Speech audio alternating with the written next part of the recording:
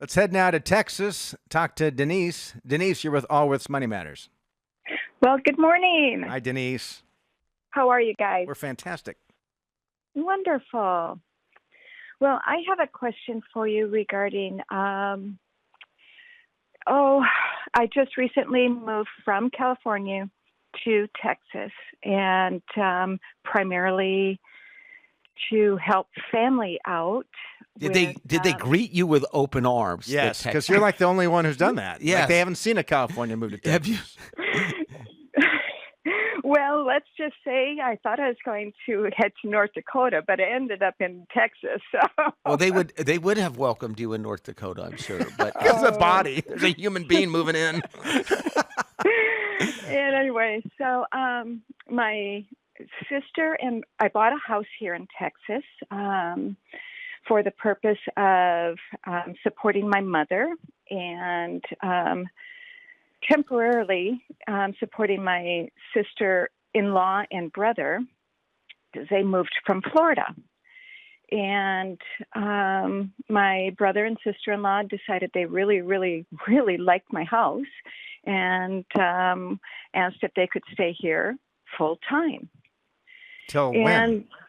Until time runs out for them. Okay. You're living with your brother and sister-in-law. Did I get this No, right? she bought a house and her brother and sister-in-law moved in with her. So yes, they're living together. Yes. Yes, And where does your mother live? She lives here also. In the same house? In the same house. All right. And Denise is questioning her decision. Are you moving back to California? Well, needless to say, I still keep my house in California. Oh, you do? Okay. Okay. I got to go back to All California. right, and let's talk about that in a minute because we have some ideas about that. So let's circle back to your house in California and after you have your question. So, my mother, I bought this house based on just her and I living here. And I said, Mom, it's expensive. And if you're wanting to live here with me, then this is what I'm asking. So she pays the property taxes for the house. I get $2,000 a month from her. And since my brother and sister-in-law have decided to stay with me, I do get $3,000 a month in rent, I guess, because they take care of one side of the house. They occupied the master suite. Okay. And so just very short, my mother is 87. She's got a lot of health issues. Probably, we're looking at probably 7 at the best years for her. My brother was recently diagnosed with Alzheimer's. Oh, boy. So therefore, I am the one helping everybody within their, to support them for the quality of life. Yeah. Okay.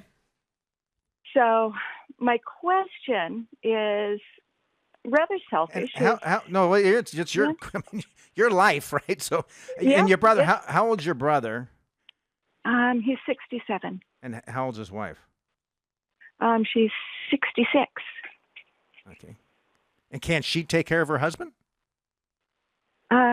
No, because the Alzheimer's is progressing quicker than we had anticipated. Okay.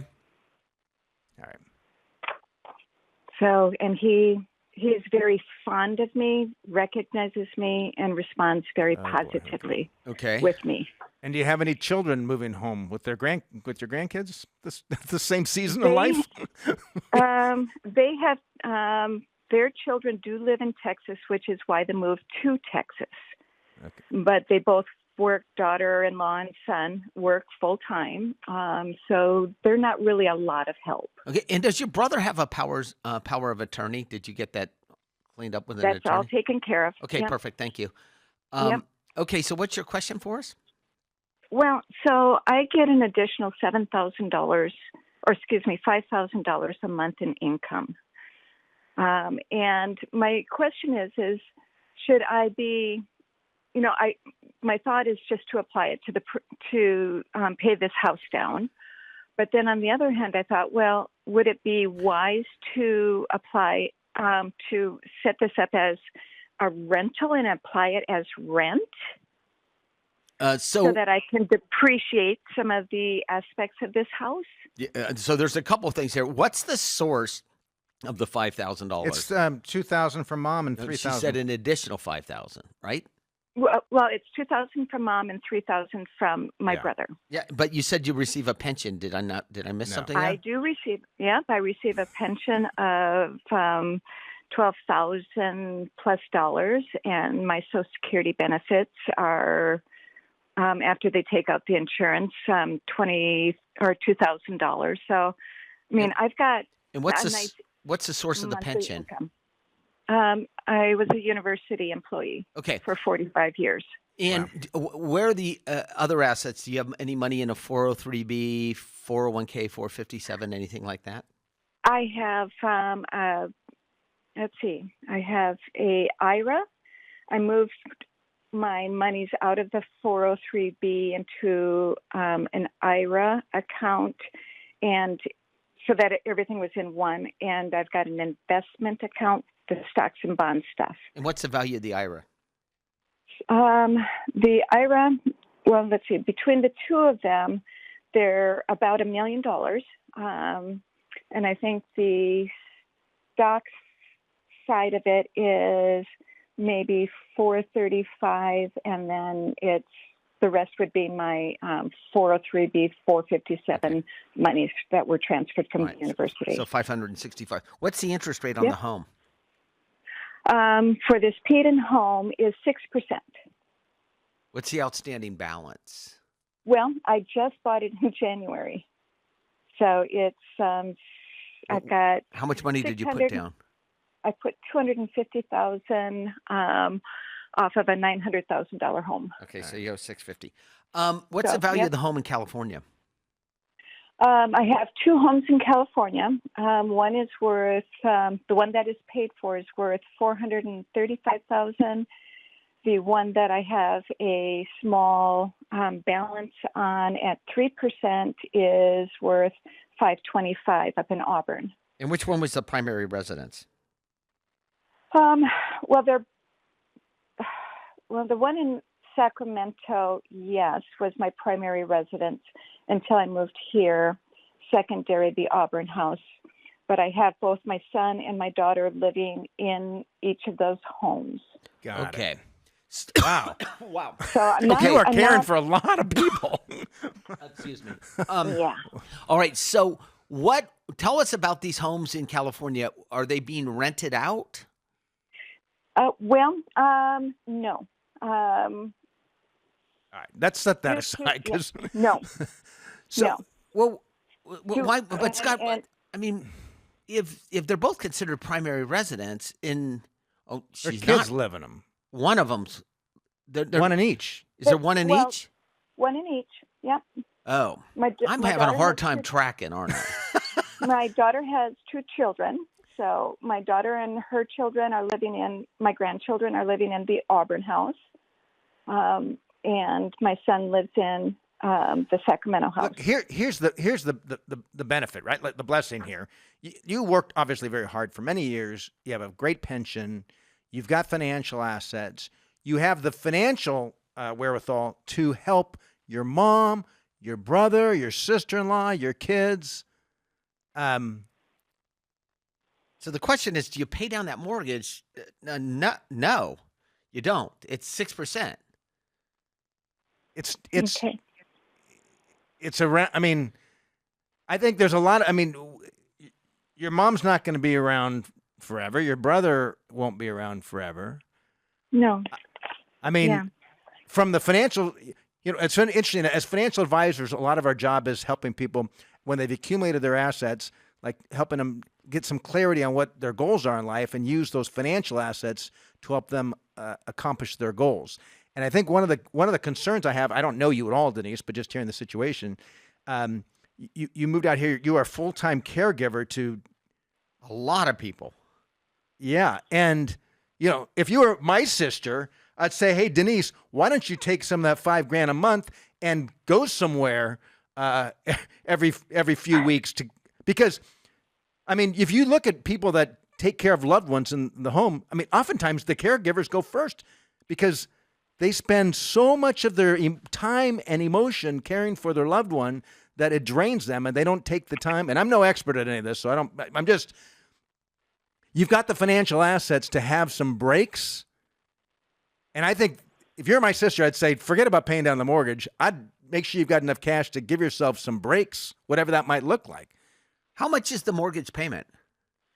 $4,700. So you've got income coming in right now of $19,000 a month. Yeah. That's the gross. And you can have part of your home be a rental. That's right. Can I? Yeah. Yes. Okay. Yes. Just what percentage of it? Yes. And you wanted a rental agreement with your now your sister-in-law. Your brother's probably not qualified to actually sign a rental agreement at this point in time. But I would put a rental agreement in place with your sister-in-law and mother. Yeah. And what is mom's net worth? Oh gosh, she has, between her Social Security and my father's excess pension benefits, I think she has an income of $5,000 a month. And how much money does she have in IRAs, bank accounts, brokerage accounts, that sort of thing? She's got easily $125,000. And both you and your brother are beneficiaries? Yes. And is your mom? We're in the process of getting all of that updated. Thank you. Does your mom need a lot of daily care, or is she pretty self-sufficient? Self-sufficient, but very limited due to she's had multiple surgeries, and she just got out of the hospital with pneumonia and AFib. So we've got. I mean, she's 87. Yeah. But you have excess cash flow at the end of the month. There's more money at the end of the month, I imagine, for you than when there was at the beginning of the month. I wouldn't worry about paying down the mortgage. Not even a little. I'd let it accumulate. If you don't spend it, I'd let it accumulate in the bank. But you can also say, look, there's some money to bring in home care, a day or two a week, or however often you need. Someone who can maybe stay overnight, so you can. I don't know if your sister-in-law is not capable of it. For a living, were you in healthcare? No, university. The University Hospital, California. But yeah. There's university hospitals.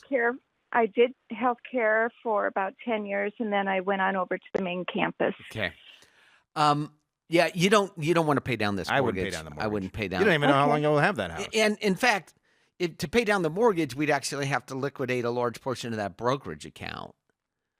She means on a monthly basis to pay some down. On a monthly basis, right? I wouldn't worry about it. It's not going to make any difference. How big is the house? Well, it's 3,700 square feet. It's 1 acre of land, and it's got a gorgeous pool. Okay, I think you're okay. Just make sure your IRAs and your brokerage account is appropriately allocated and tax efficient on the brokerage account, but I wouldn't be in a hurry to pay down that mortgage at this point in time. Okay, so setting up a rental agreement and then just allocating like that master suite and part of the house for their rental square footage. Yeah. Yes. Yeah. So go to it. When you do your taxes in the spring, just say, "Here's what I'm doing." How do we? Yeah. What's the tax benefit of that? And are you renting these primary residents in California? They're just living there. They're living there. Okay. I mean, I'm just worried about the Pat and Scott. They send me money, but I would rather that they just take care of their lives and their family. I get that. For I think for Pat's purpose, when there's family members and there is economic benefit transferred, there usually needs to be there's a reporting mechanism. So if you loan somebody an asset, a house, and they're paying for it rent free, you actually still need to calculate what that is and report it. And it's got the other thing I was worried. Doesn't mean that there's necessarily a tax liability, but and the other thing I was worried is if they were converted to a rental from a primary residence, that she would lose the the gain exemption. Yeah, I would. Yeah, and you may or may not need to report. I'm not a. I would. I understand Yeah. tax law. I don't understand tax compliance so well, right? So, Okay. but I would definitely So, I would have this no. conversation with your accountant, though. Yes. Well, and because they are my children, she said that I really couldn't classify them as rentals Okay. due to that near Perfect. relative. Yeah, Perfect, yeah, yeah. perfect, All right, so perfect, you're having that perfect. conversation. Gosh, I wish you were my relative. But and so I look at the same scenario here. Here's my brother. So how? I wonder. It's different. It's different. Okay, because I'm considered then. No, because what happens He's paying is rent for one. understand. But if you convert a primary residence to a rental property, Yeah, you need to. then you lose. It converts back to the cost basis. You need to have a conversation with your accountant too to run those numbers. Yeah, because Okay. it converts back to its original cost basis, so that if you sell I would it in say the before future- you even before you even have a rental agreement, I would have that conversation because maybe it's just payment for care or something. yes. Well, and that's the maintenance and care of the house. No, understand, but have that conversation. The question you called with, and obviously it opened up many, many more questions. You But think? the question you called Yeah. with was, do you pay down the mortgage? The answer is Mortgage. no. No. But what you want to check with your accountant is to make sure that you maintain that the basis, essentially the exemption of capital Exemption. gain on the primary residence in both Sacramento and Auburn. You want to make sure that you maintain that. And then if you convert your house to a rental to your relatives, what does it do to that? So those are all questions for your accountant. Yeah. Okay. Okay. All right, All Denise, right. Well, and make sure you have some. My only concern is that you've got some breaks for Denise to keep Denise healthy. So Appreciate Yeah. the call. I hope I have a sister. Like I have 3 sisters. You're like, are you gonna call them and check in? See which Just one wonder, is like, closest. Who's closest to Gonna help me. Denise? Like,